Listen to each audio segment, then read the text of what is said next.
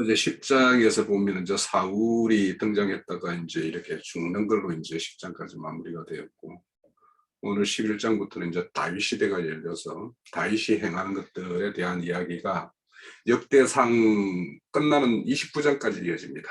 그러니까 역대상의 주인공은 다윗이라고 할 수가 있겠죠.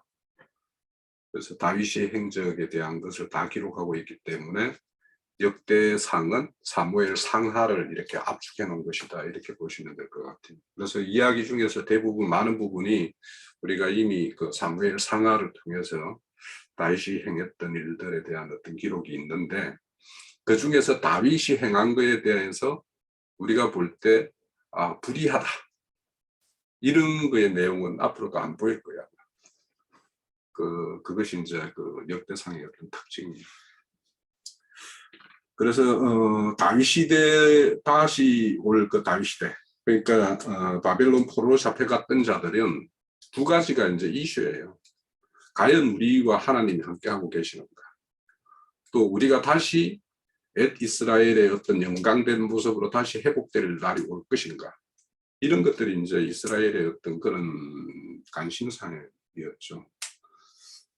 그래서 우리가 앞서 다른 것들은 이렇게 포로 잡혀갈 때에 대한 어떤 그런 경고였다면, 사무엘 상하는 이제 하나님의 어떤 은혜에 의해서 돌아온 자들에게 우리가 어떤 민족인가 해서 그 어떤 과거에 하나님의 어떤 은총 입었던 거, 언약의 백성이라는 거, 이런 것들을 다시 되새기는 것이 이제 목적이에요.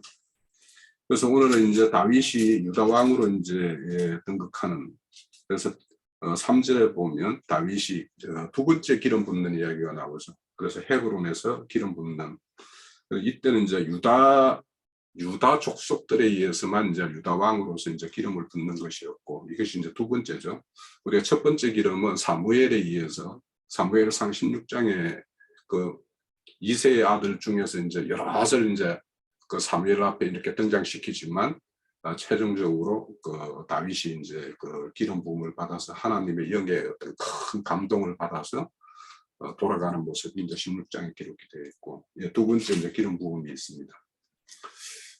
그래서 이제 9절에 보면, 11장 9절에 보면 만군의 여호와께서 함께 하심으로 다윗이 점점 강성하였더라. 그래서 하나님이 함께 하시는 사람의 어떤 본성, 이런 것들을 우리가 이제 볼 수가 있고, 그 10장의 이제 나머지 부분은 우리가 사무엘상 그 23장에서 봤던 다윗 왕국의 개국 공신에 대한 어떤 그 인물들을 다시 한번 소개하는 내용이 그게 이제 중복되는데, 이름들은 약간씩 다른 듯해요. 그래서 그것이 아마 지금으로 보면 우리가 그 앞서서도 그 요나단의 아들의 이름이 무비보셋임에도 불구하고 그 이름이 뭐라고 기록이 되어 있었죠. 앞에서 보면 그렇게 원래 이름이 머리빨이었던 이름이 무비보셋으로 이렇게 변했던 것을 이렇게 기록하듯이, 아마 여기에 등장하는 다윗 왕국의 개국 공신들의 어떤 그 군사들의, 용사들의 어떤 이렇게 등급을 매리는 게 있는데, 이때 이름이 약간씩 바뀐 것 같은 느낌이 있어요. 그래서 그런 것들은 원래 이름을 기록하는 것이 이렇게 역대상, 그리고 또 이왕이면 자랑스러운 이름을 이렇게 기록하는 것이 이제 보편적으로 이제 역대상의 어떤 그런 기록의 어떤 패턴이 아닌가 싶습니다. 그런 것이 있고요. 12장에 가면은 이제 다윗을 도왔던 그 각 지파들의 어떤 그 인물들을 하나하나 소개를 합니다. 그러면 이런 것들을 볼 때 이제 다윗은 오실 예수 그리스도의 어떤 모형이라면, 예수 그리스도를 도와서 일했던 사람들에 대해서 우리 그 천국의 어떤 그 생명책에 농명되는 자들이 이런 모습으로 이렇게 농명이 될 것이다라고 우리가 좀 볼 수가 있겠고, 거기 중에서 이제 특히 8절에 보면 강야의 요새에 이르러 다윗에게 돌아온 자들이 있으니, 이 8절에 있어요. 이때는 이제 사울에 의해서 이제 생명의 위협을 받고 이렇게 다윗이 도피할 때, 그때 다윗에게 돌아온 자들이 있죠. 400인들. 그 사람들의 모습을 보면 사무엘상 22장에 있어요. 그 모습들은 심령이 막 이렇게 가난한 자들이라고 할 수 있는 뭐 거기 보면은 뭐 자세히 좀 기록이 있는데 그걸 한번 찾아보세요. 사무엘상 22장에 보면 다윗과 함께하는 사람들의 어떤 공통된 특징이 있고 또 그 400인이 시작해서 사무엘상 23장에 가면 600인으로 이렇게 늘어납니다. 그런 어떤 기록들이 있습니다.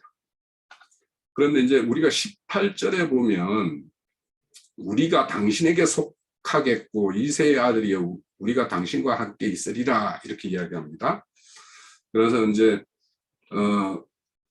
이 30명의 우두머리를 이렇게 소개하는 어떤 내용 가운데서 이제 이렇게 합니다. 그러니까 위에 17절에 보면 다윗과 함께 하겠다고 오는 사람들에 대해서 이제 이 사람들 중에서 진짜 오늘날로 보면 간첩이 있는지 스파이가 있는지 모르잖아요. 그런데 이제 다윗이 거기에 보면 나는 알 수 없지만 하나님은 이게 모든 사람을 감찰하고 있으니까 하나님께서 어떤 불의한 뜻을 가지고 이렇게 다윗에게 다가온 사람에 대해서는 하나님이 알아서 책망하시겠다라고 이야기하면서 그 사람들을 이렇게 거두어들이는데 그 사람 모두가 우리가 당신과 함께 하겠고 난 당신과 함께 끝까지 있을 것이다 이렇게 이야기합니다. 그래서 우리가 늘 보듯이 성경은 내가 어디에 속하느냐 누구에게 속하느냐 그리고 그와 언제까지 함께 있느냐 이런 것이 참 중요한 문제죠. 그래서 다윗이 편안하면 그에 속한 자들도 편안할 것인데 다윗이 하나님과 함께 하시니까 편안할 것이고 우리도 그 더불어서 편안할 것이다 이렇게 그 함께하는 사람들의 어떤 그런 고백들이 이제 이렇게 엿보입니다. 그리고 그 무리들이 이제 다윗을 도와 도둑개를 물리쳤다 21절에 보면 이렇게 나와요. 그러니까 이제 어째 보면 이제 다윗과 함께하는 자들과 다윗을 대적하는 자들이 있는데 그 다윗과 대적하는 자들 같은 경우에는 이제 어떤 육신의 생명을 이렇게 취하는 것도 있지만 영적 생명을 취하는 이런 것들도 있겠죠. 그래서 그런 어떤 도둑들 그런 것들을 이제 우리가 이 시대에는 우리가 영적으로 이렇게 바라볼 수 있을 것 같고 그리고 다윗의 용사들의 이제 쭉 12장에 이렇게 나오는 것들을 보면 각 지파들도 있지만 이런 어떤 모든 지파에서 일정한 수들이 이렇게 다윗과 함께 한다라는 것을 보면서 우리가 다윗의 리더십 그러니까 다윗이 하나님과 함으로 인해 가지고 이렇게 모든 사람을 이렇게 한 군사로서 이렇게 묶을 수 있는 어떤 리더십 이런 것들은 하나님만이 할 수 있는 일이다라는 생각이 좀 들고 거기에는 보면 뭐 뒤에 보면 암몬 사람도 있고 이방인들도 있고 그래요. 그래서 그런 것을 보면 예수님의 리더십 뭐 이런 것들도 우리가 한번 생각해 볼 수 있겠다 싶고 13절에는 이제 궤를 옮기는 이야기입니다. 궤를 옮기는데 첫 번째 이제 실패한 옮길 때 실패한 이야기들이 쭉 나오죠. 13장에. 근데 여기에 보면 이제 그 타작마당을 이야기할 때 여기에서는 이제 기돈 타작마당이라고 이렇게 나와요. 그죠? 그 9절에 보면 기돈의 타작마당 이렇게 나오는데 우리가 사무엘 하 6장에서는 나곤의 타작마당 이렇게 나와요. 그러면 이름이 좀 바뀌었죠.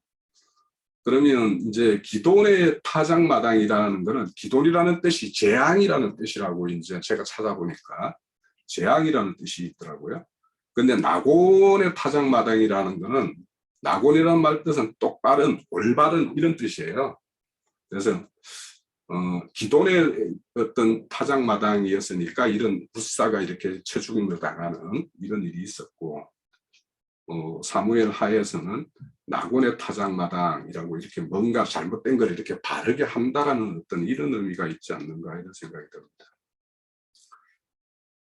그리고 이제 그래서 그 실패를 하고 결국에는 이제 이스라엘 사람의 어떤 그 사람의 어떤 집에 이렇게 개가 옮겨가는 것이 아니라 13절에 보면 가드 사람 오벳 에돔의 집에 이렇게 개가 들어가요.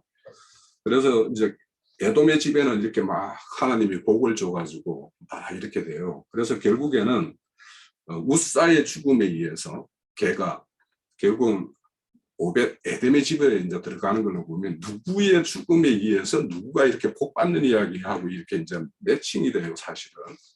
그래서 예수의 죽음에 의해서 우리가 그를 믿는 자에게 복이 이렇게 주듯이 여기에도 어떤 구속의 어떤 의미. 그러니까 겉으로 보면 베레스 우사가 이렇게 우사가 죽임을 당하는 어떤 이야기 같지만 실질적으로는 또 그 이면에서는 에돔이 이렇게 복 받는 이야기로 이렇게 전환이 되는 이런 것들이 이제 좀 우리가 생각해 볼 수 있겠다 싶고, 14장에는 이제 우리가 알다시피 다윗성을 이렇게 다윗 궁전을 짓는 이야기와 관련해서 두로 히람의 어떤 그런 협력 이런 것들이 쭉 나옵니다.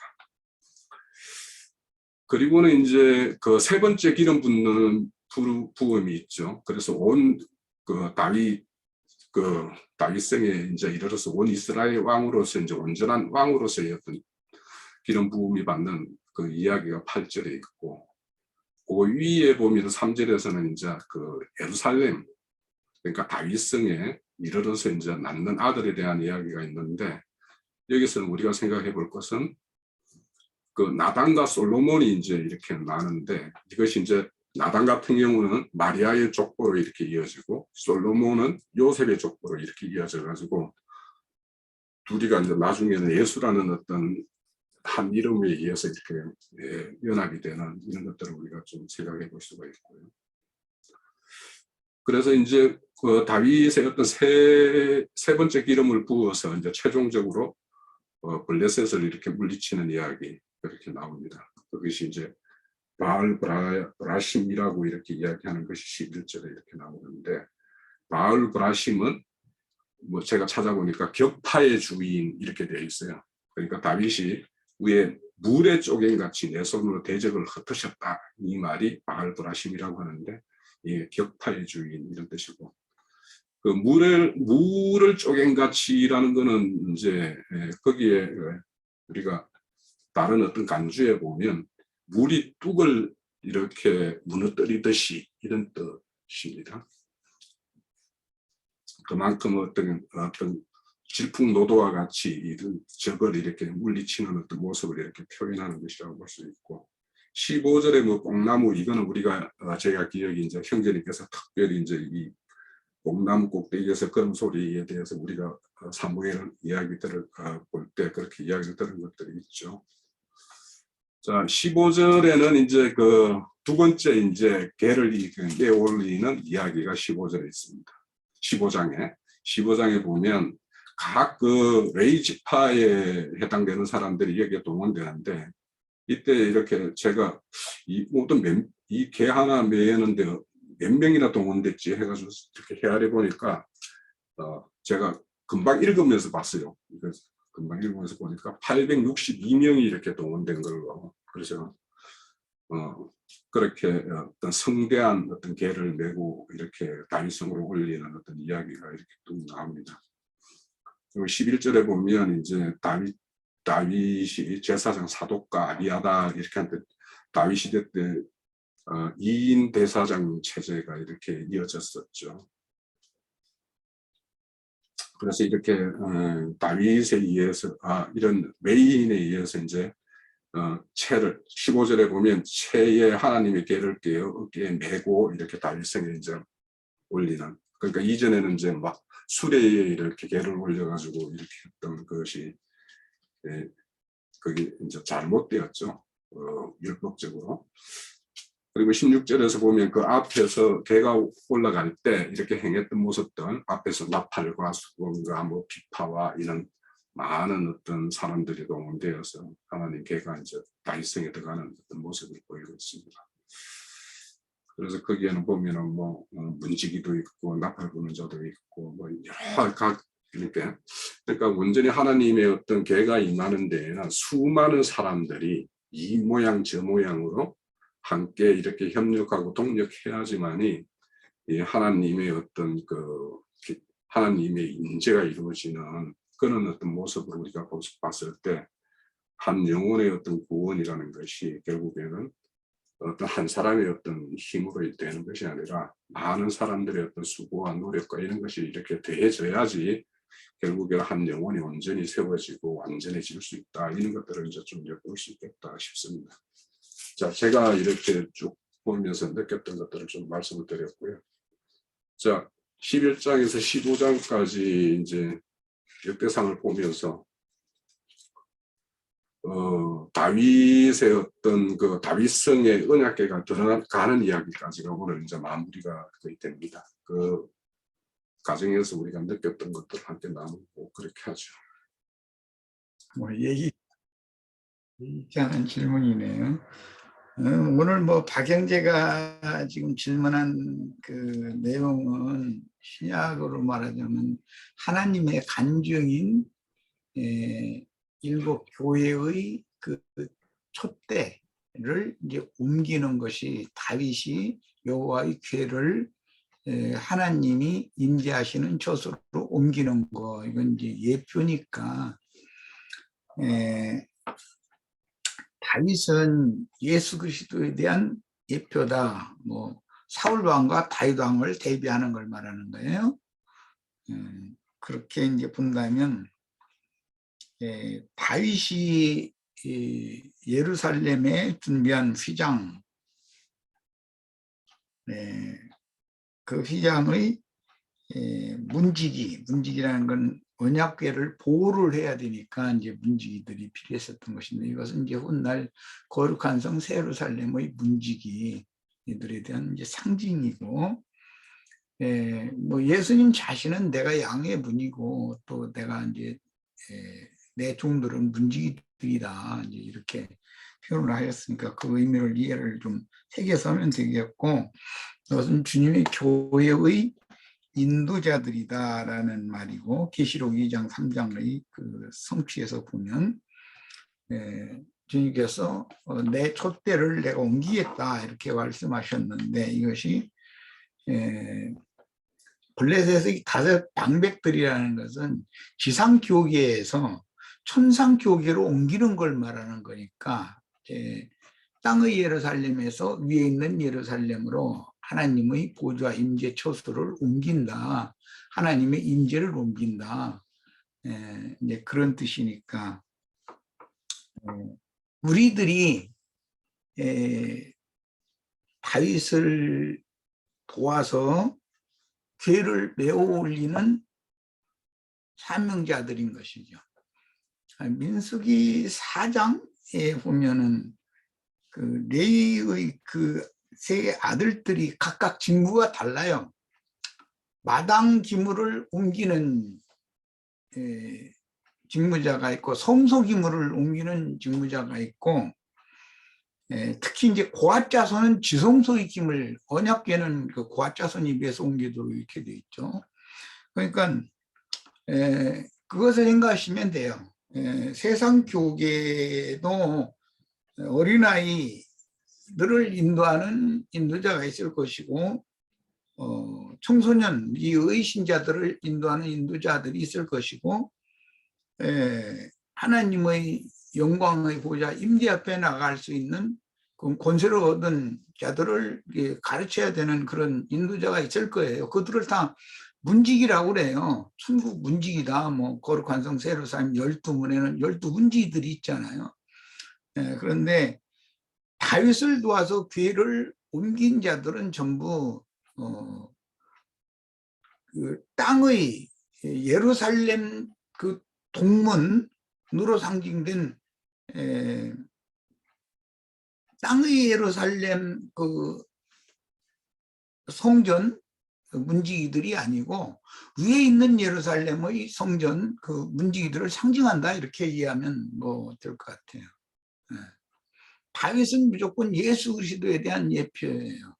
사울은 육에 속한 신자들, 육적인 땅의 왕족들을 대표하는 왕이라면, 다윗은 하늘의 그 왕들을 대표하는 왕이니까 그렇게 구분을 하면 될 것 같아요. 더 뭐 형님 말씀하십시오.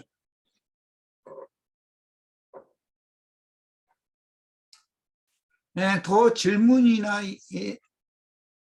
질문이 있거나 뭐 그런 것을 좀 우리 지체들이 어떤 걸 주제로 삼아서 대화를 하고자 하는 것이 있으면 질문을 더 해도 시간이 좀 될 것 같으니까. 예, 시간에 여유가 있습니다. 예, 궁금한 거 있으면 여쭤보세요. 저는 예전에 이제 사무엘 상에서도 다윗이 그 15장에 27절에 보면 에봇이면 그냥 에봇이지 배 에봇이라는 게 있어요. 그래서 배 에봇이라는 걸 찾아보니까 이것도 결국에는 이제 배라는 말이 세마포라는 뜻이더만요. 그런데 이제 일본 대제사장의 어떤 에봇과 뭔가 구분되는 어떤 무엇이기 때문에 희곡온 세마포라고 하는 것이 배 에봇이에요. 네. 그래서 뭐 저도 이렇게 찾아보니까 계시록 19장에 그 하늘 군대가 있는 그 흰 세마포 입은 군대 이렇게 할 때 그 군대의 어떤 군대장이 이제 새 에마 그 흰 옷 입은 뭐 분이니까 그렇게 좀 연계는 되기는 되는데 희고 고운 세마포를 입은 것은 하나님의 그 영광스러운 제사장으로서의 그 권세와 자격을 부여받은 것을 말하니까 멜기세덱 반차의 대사제와 그 사제들에게 주신 옷이다. 그러니까 복음을 믿음으로 의롭다함을 받은 거, 이제 희다는 말을 할 때 정결하다, 깨끗하다, 이제 그 영혼 속 사람이 그렇다는 말이니까, 희고 고운이라고 할 때는 이제 소재 제물 얘기 때가 고운 가루 등등의 고운이라는 것과 이제 관계가 되고, 희고 고운 세마포니까 이것은 하나님이 보실 때 온전케 된 의인의 영들이 영의 몸을 입은 상태, 뭐 그렇게 이해를 하면 되죠. 네, 또 다른 문제도 좀 시간이 좀 있으니까 이럴 때 좀 질문들 좋잖아요. 이거는 이제 그 역대상하고는 좀 다른 질문인데요. 그 형제들 간의 교통을 나누면서 그 그리스도의 율법에 대해서 서로가 대화를 나눈 적이 있었는데 성경에서 그리스도의 율법이라는 부분이 한 구절밖에 나오지가 않더라고요. 그리고 그리스도의 법이라는 말이 갈라디아서 6장에 한 번 나오고요. 그런데 서로 토론을 나누다 보니까 율법과 계명이라는 말이 나오는 게 있어요. 근데 그 율법하고 계명하고의 차이점이 좀 있는 것 같은데 그 부분이 조금 궁금해졌고요. 그리고 그리스도의 율법이라는 게 성경에 한 구절밖에 나오지가 않는데 실제로는 그리스도의 율법이라는 게 마태복음 5장을 얘기하는 것 같아요. 그런데 그 5, 6, 7장. 네, 5, 6, 7장. 그러면은 흔히 산상순이라고 그러죠. 5, 6, 네. 7장. 천국의 법이니까. 네. 그래서 그 그리스도의 율법이 왜 이제 그 관주를 찾아보니까 한 구절밖에 나오지가 않아가지고 이걸 내가 몰랐구나. 이게 그리스도 율법이라고는 말은 많이 했는데 실제로 성경에서는 그리스도의 율법이라는 게 한 구절밖에 나와 있는 게 없네라는 생각을 좀 가졌습니다. 그래서 그 부분이 조금 불명확한 대화를 나누면서 약간 좀 불명확하지 않았을까라는 생각을 하면서 좀 그 부분을 좀 알고 싶어가지고 질문드립니다. 법이라는 말을 하면 굉장히 광범위한데 첫째는 법은 하나님 자신이고 절대 주권과 관계가 있어요. 말씀을 말하는 거예요. 말씀, 성경에 기록한 하나님의 말씀이 우주를 통치하는 절대 법이에요. 그런데 구약은 모세의 율법이라고 표현을 했고 그 모세의 율법을 오해한 것이 유대인의 율법이에요.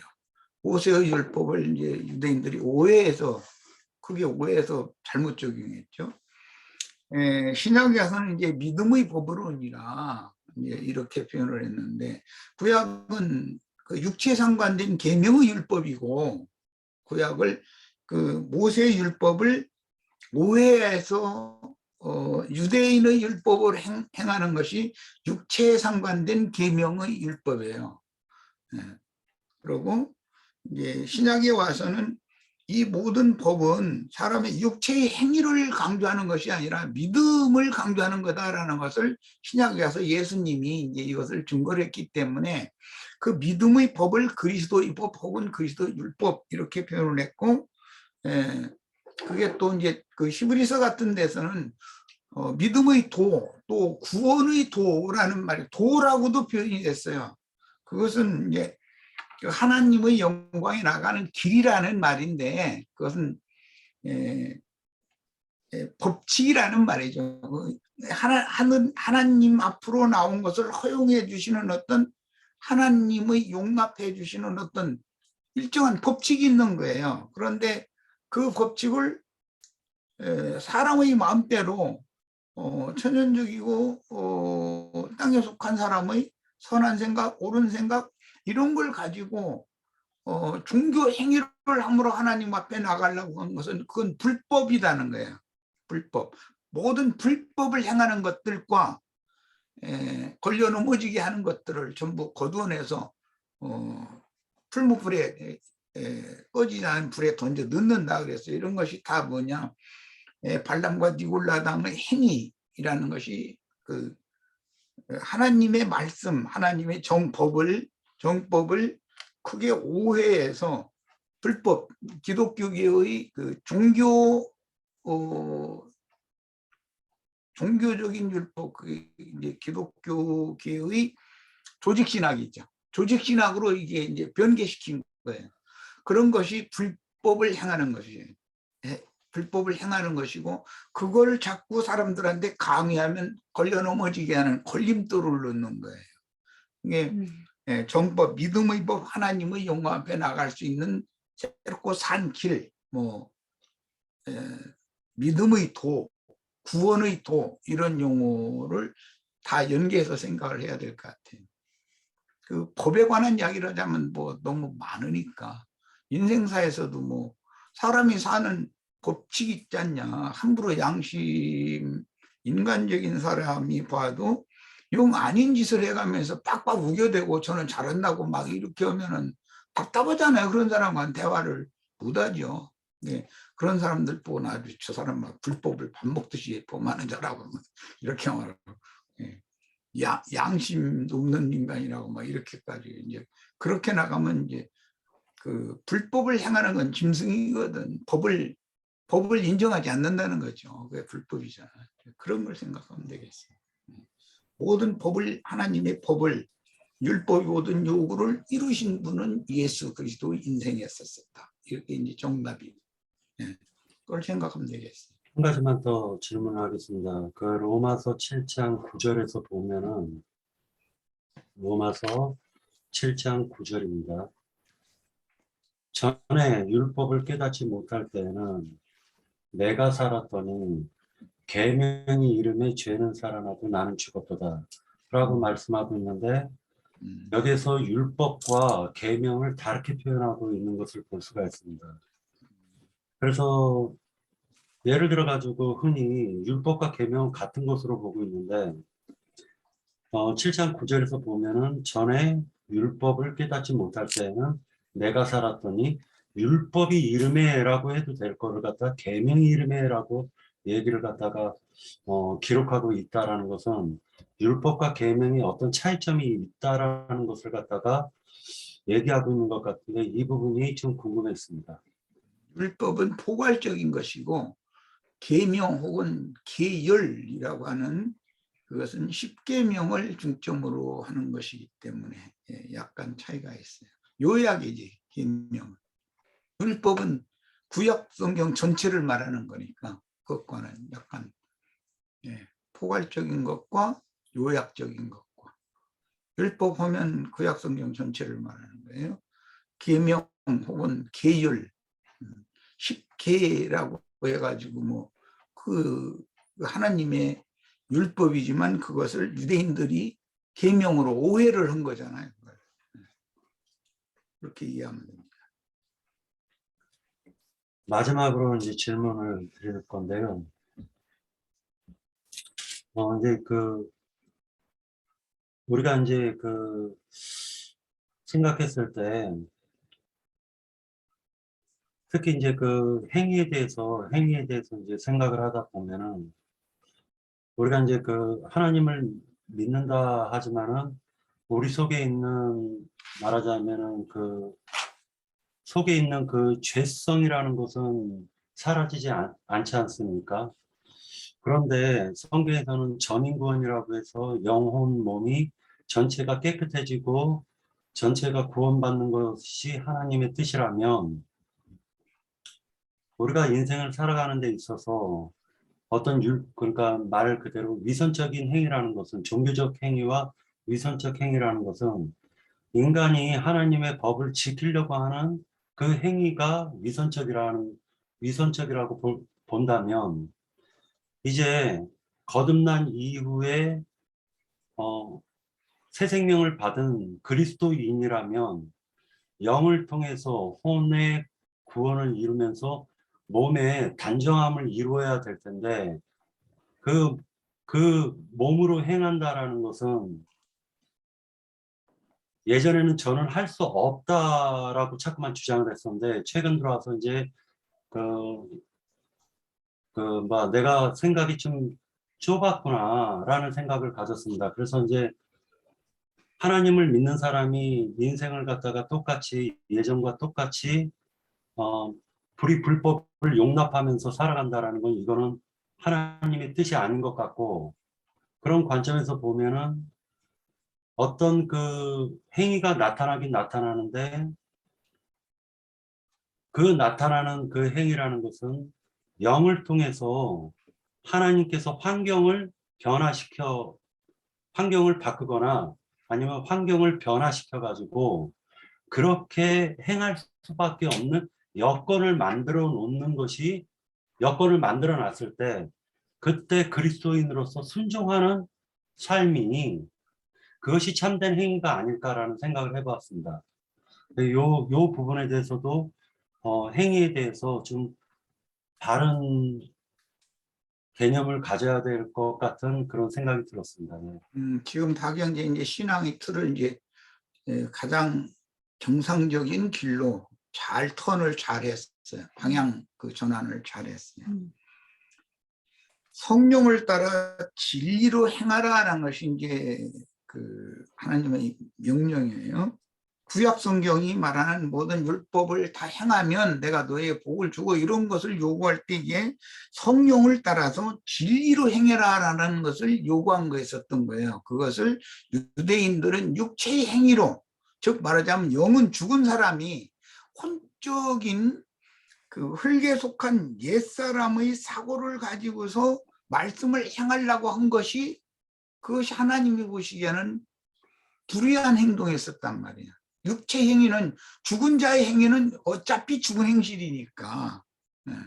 그런데 자신들의 율법 제사를 드리고 뭐 율법의 요구를 자신들이 막 더 많이 뭐 300몇십까지 막 600몇십까지 막 이렇게 해서 만들어내 가지고 그걸 자꾸 본인도 지키지 못하면서 랍비들이 그걸 백성들에게 요구했단 말이죠.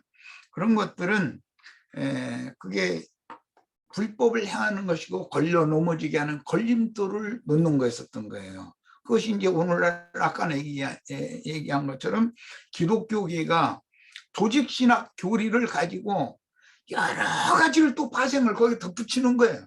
목사들이 설교할 때 보면 계속 뭘 행하라 그러거든. 그런데 가장 중요한 것은 살리심을 받은 영으로 행할 것인가 성령을 따라 행할 것인가 옛사람으로 죽은 영이 죽은 자의 행실을 그대로 해버릴 뭐 하나님을 기쁘시게 한다고 옳은 일 선한 일 그걸 열심히 허락 뭐 강요하고 그거 했다고 자기가 선한 사람이고 옳은 사람인 것처럼 이러고 자기를 하나님 앞에서 내세울 것인가 이거는 어마어마한 차이단 말이에요.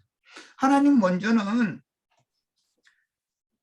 죽은 자의 영을 살려가지고 영의 그분이 은혜로 임재하시는 거예요. 그리스도께서 너희 그 심령에 함께 계시는 것이 그게 하나님의 뜻이고, 그렇게 하시는 목적은 사람으로서 할 수 없는 것을 하나님은 능히 할 수 있는 분이고 할 수 있게 하려고 믿는 이들의 심령에 함께 임재해 계신 것인데, 그래서 성령을 따라서 행하느냐, 천연적인 옛사람의 선하다고 옳다고 주장하는 그런 옛사고를 가지고서 죽은 행실로 행할 거냐라는 것의 구분이 굉장히 중요해요. 박영재는 잘 나가다가 지난번 내가 그걸 지적을 한 적이 있는데, 오늘은 이제 보니까 완전히 잘 이제는 복음 말씀을 잘 해석을 하고 이해한 것 같아.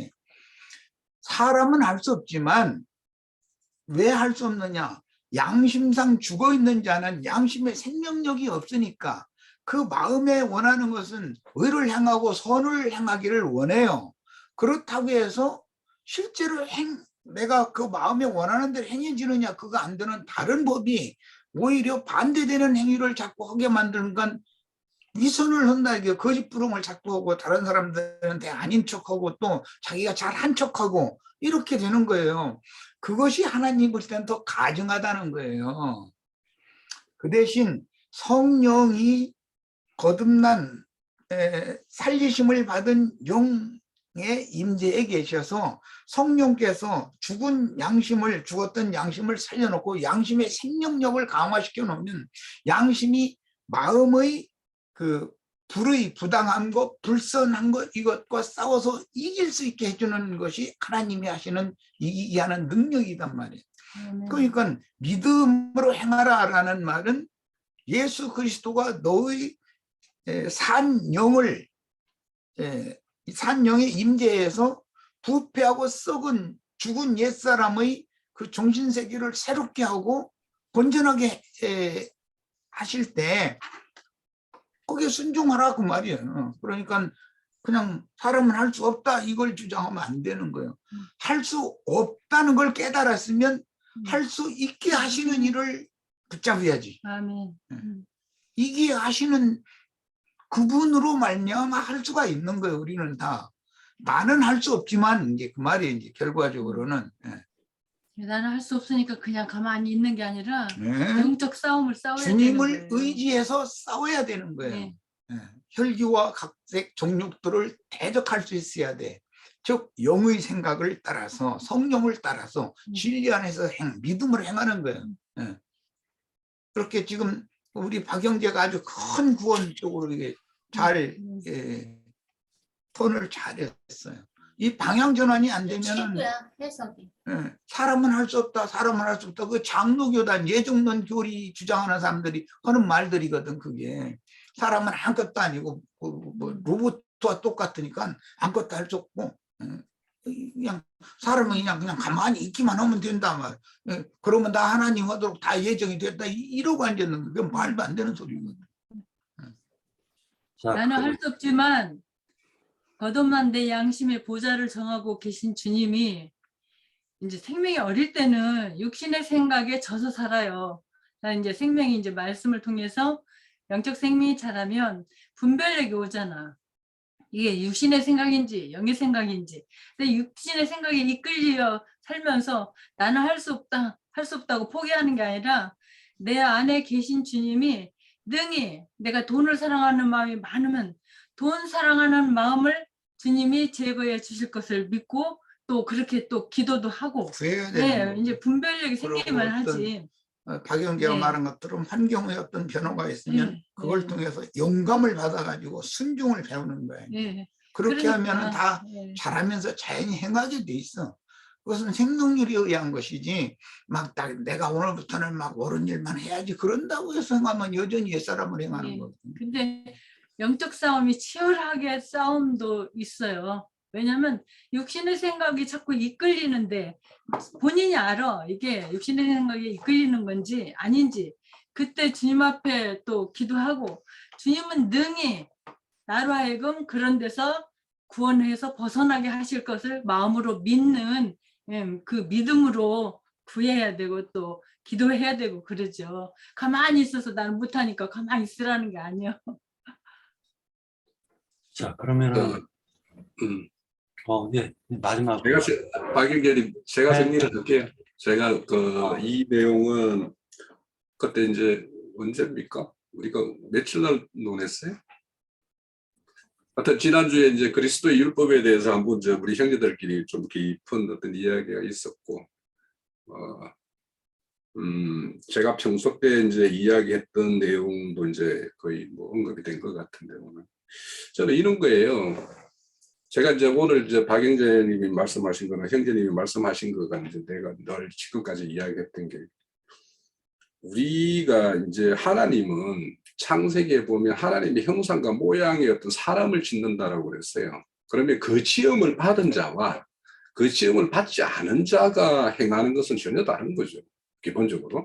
그러면 유대인들 같은 경우에는 그런 하나님의 형상과 모양으로 지음이 없는 상태에서 하나님의 법을 주니까 들컹 이거 내가 모든 것을 준행하겠다라고 해가지고 막 이렇게 준행을 하려고 하니까 예수님이 이 땅에 오셔가지고 너희들은 겉은 겉그릇은 이렇게 깨끗이 하면서 속그릇은 그냥 그대로다 이렇게 책망을 하잖아요.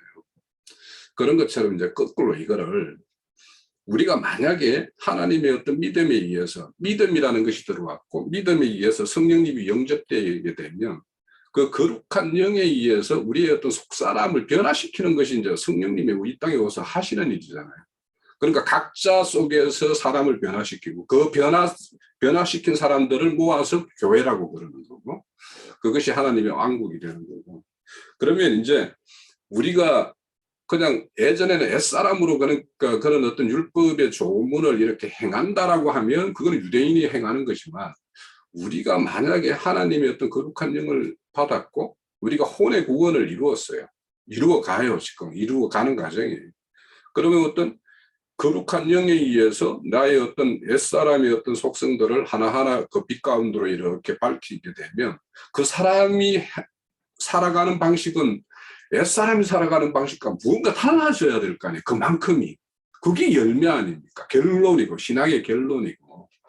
그래서 이제 우리가 이제 내가 예전에도 이제 박영재님 안 된다라고 하면 이게 안 되는 거는 우리가 저도 안 돼요. 안 되는 부분이 많죠. 다 안 되는 부분이 많지 되는 부분이 적죠. 그렇지만은 그런 부분이 발견될 때마다 내가 아직도 부족하구나. 내가 아직도 하나님의 어떤 뜻을 따르는 것이 아니라 내 생각에 따르는 것이 많구나. 이런 것을 생각하면서 이제 내 생각을 돌이키고 하면서 내가 한 발짝이라도 주님의 어떤 뜻하는 모양으로 이렇게 나아가는 것이지, 이게 애초에 안 된다라고 생각하고 그거는 우리와 상관없다라고 하면 내가 무슨 반성을 할 것이 있으며 내가 성경 말씀을 취하면서 어떤 말씀의 어떤 뜻이 이거야 저거야 이런 어떤 그런 것들로만 나를 채워간다라면 이것이 우리의 어떤 믿음의 결과물일까? 아니면 이게 생명과 무슨 상관이 있을까?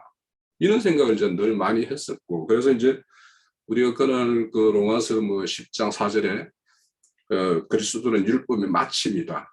또 율법의 완성이다. 그리고 또 뭐 어디에 보면은 그리스도 율법의 성취 이런 것도 나와요. 그러면 우리가 하나님의 어떤 그 법의 온전한 마침과 성취 이런 것들이 되려면 어떤 모양이어야지 우리가 그 어떤 그 법의 마침이 되고, 그 법의 완성과 마침은 주님이 온전하게 이루었지만 그러면 우리가 그에 속한 자로서 우리도 똑같이 그렇게 이제 이루어져야 될 텐데, 그러니까 우리가 믿음으로 어렵도함은 받았어요. 그건 간과함이지만 하나님은 정말 의의 사람으로 만드는 것이 하나님의 뜻이지, 너는 어렵다함으로 그냥 강간만 해주는 어떤 그런 존재라면 이게 하나님의 어떤 형상과 모양으로 지으심의 어떤 결과물일까? 이런 것들에 대해서 이제 늘 이제 생각을 했기 때문에 내 안에 거룩한 영이 임하고 그분이 함께 계시고, 그렇다면 우리의 어떤 생각과 말과 행동이나 어떤 삶의 어떤 지향 방향이나 이런 것들이 분명히 변화해야 되는데, 그 우리가 알게 모르게 사실은 우리 모든 여기 그 금기름 붓는 집의 어떤 형제 자매님들은 어마어마하게 변했죠. 사실은 지금 우리 춤집회 이거 처음에 매일같이 이렇게 하면 몇 사람이나 참여할까 이랬는데 오히려 전적 집회가 없는 날이 좀 뭔가 뭐가 빈 듯한 이런 느낌이 들 정도로 지금 그렇게 왔잖아요.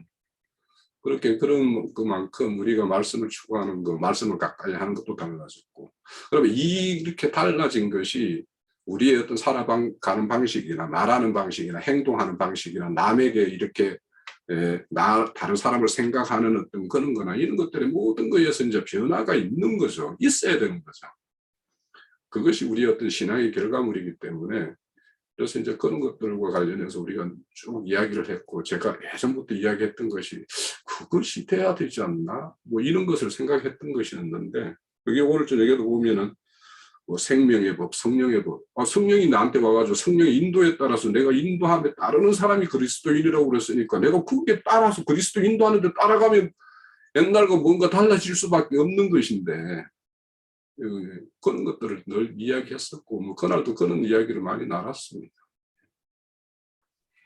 저도 질문이 있습니다. 아까 세마포 얘기가 나왔었는데요.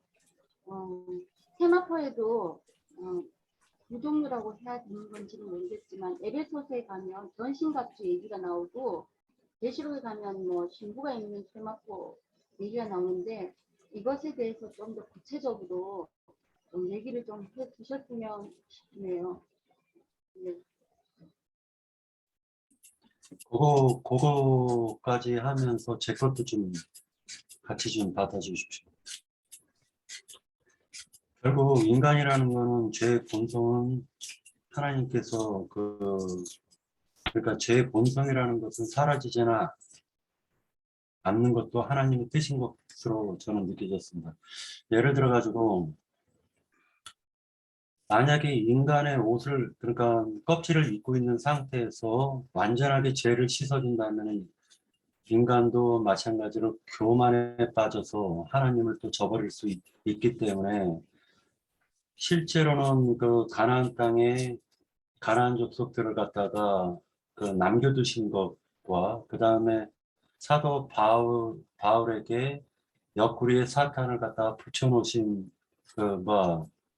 분리시켜주지 않은 거 이런 부분들을 생각했을 때 인간이라는 거는 죄의 본성은 있는데 이 죄의 본성이 이기는 생명에 의해서 다스려지려면 어떻게 돼야 되는가라는 생각을 하다가 빌레몬서에서 보면은 오네시모라는 사람이 나오는데 그 오네시모는 실제로 그 말 그대로 빌레몬의 종이었단 말이죠.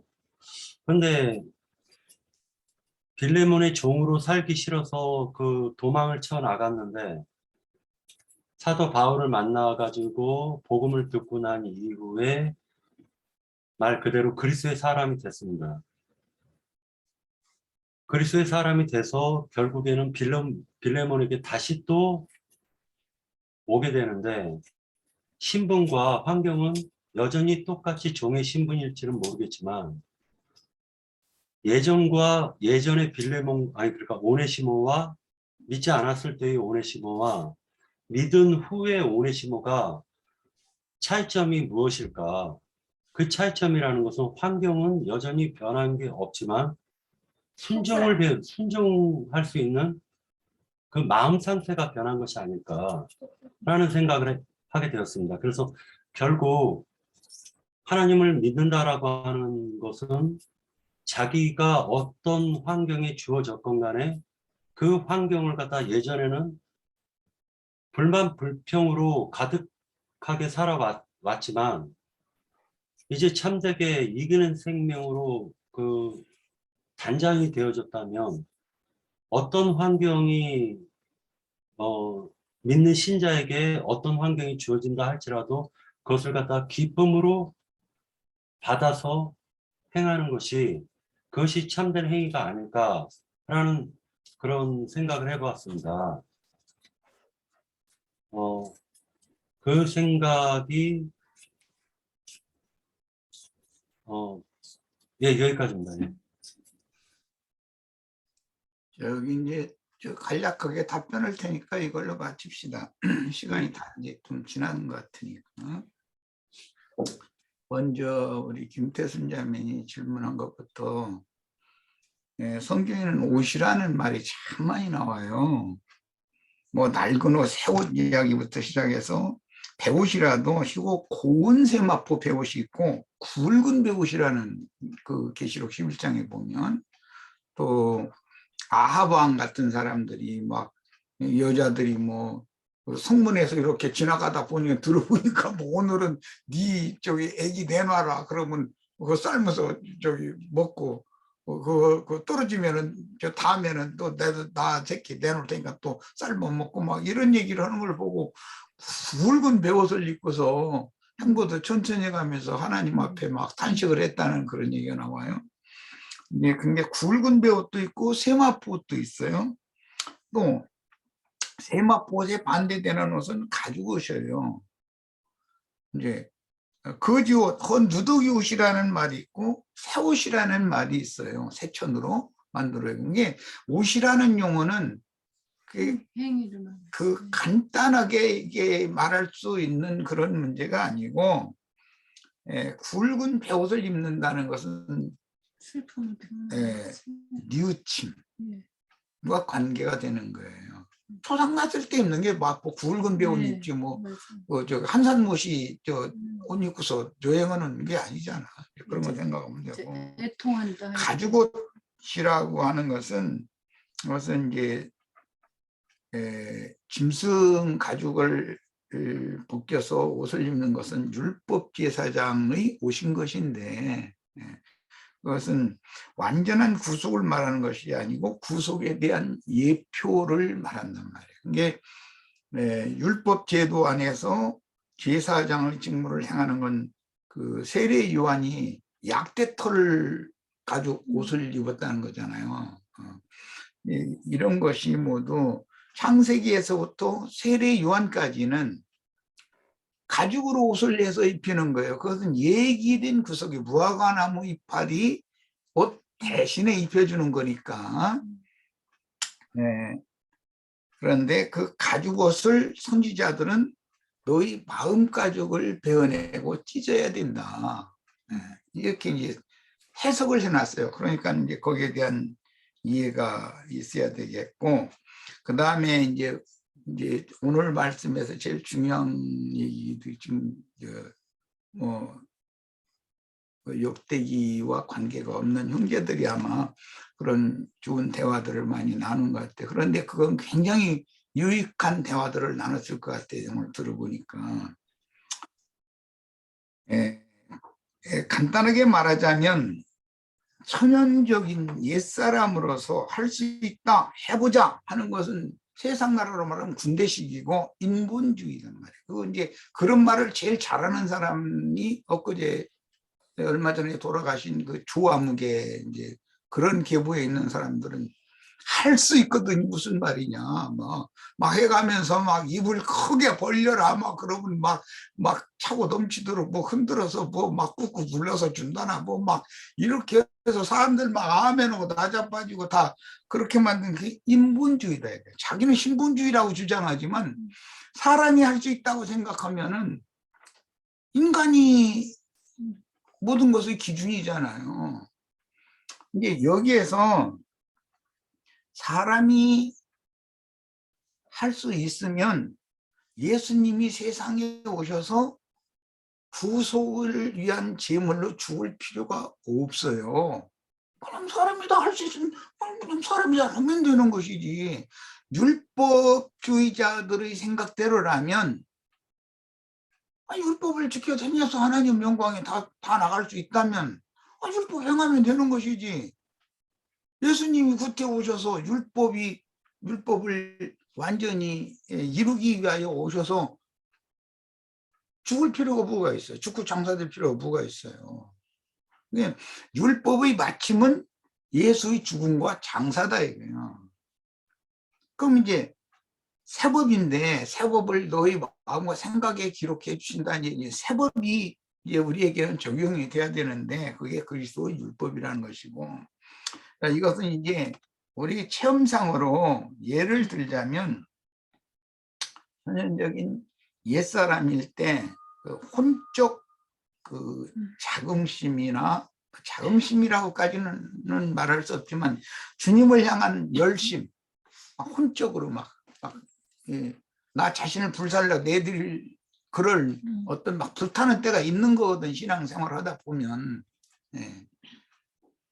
그래서 자기 자신이 뭔가를 할 수 있다. 나는 자신 있다. 예를 들어서 돈 문제라면 난 자신 있어. 또 여자 문제라면 난 자신 있어. 나는 황금을 보기를 돌같이 볼 것이고 여자를 보기를 돌뱅이처럼 볼 것이고. 근데 이렇게 자신이 있어. 그러면은 그 문제를 가지고 딱 걸려 넘어지게 만드는 거예요. 그것이 하나님이 순종을 가르치시는 교육이거든. 그래서 걸려 넘어져 봐야 돼. 자기가 자신 있는 것 때문에 걸려 넘어져야 돼. 자기가 이것은 나는 할 수 없다고 생각하는 건 시험이 안 와요. 난 자신이 있다라고 하면은 반드시 그게 이제 교만의 영이기 때문에 하나님이 그걸 꺾어뜨려야 되니까 딱 시험을 보내거든. 그건 여지없이 탁 넘어지는 거예요. 그리고 나서 빛을 딱 보내시는 거예요. 그러면 내가 교만했구나. 사람이 주님 앞에서 순종을 배우는 것은 반드시 하나님의 손에 빠져들어가서 어마어마한 징벌을 한번 받아봐야 돼. 그 하나님의 손이 얼마나 두려운지를 배우게 되는 거예요. 이게 순종을 가르치는 방식이거든. 예, 그러니까 이것은 경험상, 체험상의 문제이기 때문에 누구도 나는 다 되었다, 나는 스스로 다 섰다, 나는 할 수 있다, 이런 말을 하는 것 자체가 너무 미련한 짓 하는 거야. 하나님의 손에 빠져들어가 본 체험, 내 손이 얼마나 된가.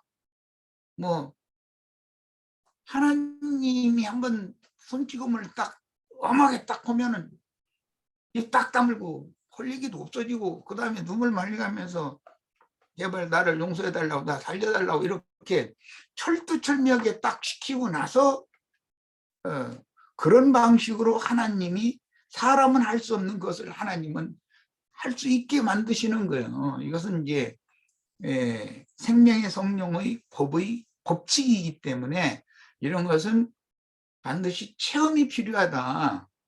그래서 의의 말씀을 경험한 자는 장성한 대로 단단한 식물을 먹을 수 있도록 완전한 대로 나아간 신앙인이고, 이런 말을 못 알아듣고 이런 경험이 없어.